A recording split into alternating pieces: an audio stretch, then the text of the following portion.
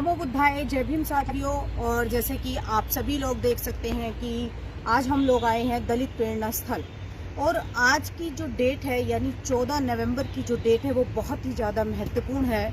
14 नवंबर से जुड़ी एक घटना मैं आपको बताना चाहती हूँ। 14 नवंबर 1927 को बाबा साहब डॉक्टर अम्बेडकर अमरावती में एक सभा को संबोधित कर रहे थे।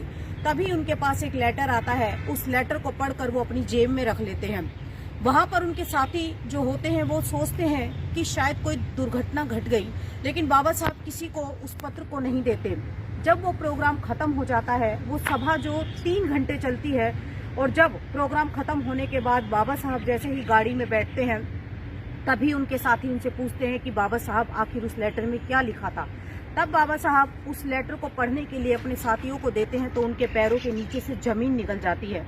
उस लेटर में लिखा होता है कि डॉक्टर अम्बेडकर, तुम्हारे बड़े भाई आनंद राव की मृत्यु हो चुकी है और तुम जल्दी से घर आ जाओ। लेकिन इस सोए हुए समाज को जगाने के लिए, इस समाज में लोगों में स्वाभिमान की भावना भरने के लिए बाबा साहब डॉक्टर अम्बेडकर 3 दिन तक अपने घर नहीं जाते।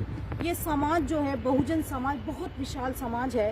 बाबा साहब डॉक्टर अम्बेडकर उस समय भी चिल्लाते रहे, हमको जगाते रहे, और जगाते जगाते इस दुनिया से चले गए। लेकिन हम लोग उस समय भी सोए हुए थे और हम लोग आज भी सोए हुए हैं। बाबा साहब डॉक्टर अम्बेडकर का बहुत बड़ा ऋण है इस देश पर, और उनका ऋण हम लोग कभी भी उतार नहीं सकते।